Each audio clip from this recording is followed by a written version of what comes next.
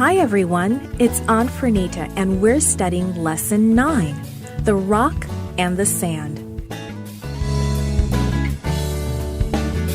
The message is, I am joyful when I build my life on Jesus. This week, our memory verse is, My God is my rock, in whom I take refuge. Psalm 18, verse 2. Have you ever built a sandcastle on the beach? Even though you build it high and you pat the sand until it is firm, what happens when the foamy waves wash around it?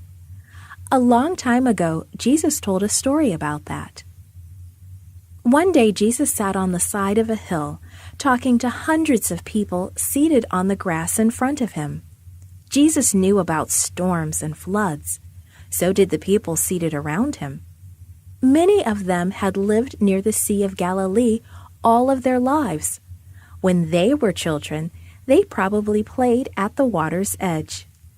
Jesus loved the people so much, he wanted them to understand about God. He wanted them to understand how to be joyful. Maybe a story about building at the water's edge would help them understand. And so Jesus told this story. Once, a man decided to build a house. He chose a high, rocky ledge on which to build it. The water wouldn't flood his house. His house would be safe and the foundation strong. The man worked hard carrying the building materials all the way up onto the rock. After the house was finished, the rains came down, the wind blew and blew, the streams grew bigger and bigger, overflowing their banks. Now there was flooding to worry about, but the house was safe. The man had built it on a strong, firm foundation of solid rock. That makes sense, doesn't it? The people thought so. They all nodded and said, Amen. And Jesus told them, if you listen to God and live for me, you are building your house on the rock. And all the people nodded and said, Amen, again because building on rock made sense. Then Jesus continued. His story was not done.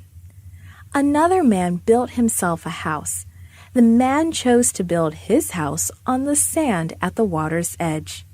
He probably built a strong house too, and he probably worked very hard at it. After the house was finished, the rains came and pounded it. The wind blew and blew. The streams rose higher and overflowed their banks. Soon they flooded the house. The waves beat and beat against the house, washing away the sand underneath it. And the house fell in with a mighty crash because there was no deep, firm foundation supporting the walls. What a foolish man, the people may have thought. He should have known better. And so he should have. But listen to what Jesus said next. When people listen to my words and do not do anything about them, they are as foolish as that man. They cannot expect to be joyful. The wise person not only listens, but is willing to do what I say. The people opened their eyes in amazement as they listened to Jesus. His teaching was very different from the teachers of the law they usually heard. Some of the people may have even remembered what David said in Psalm 18, verse 2.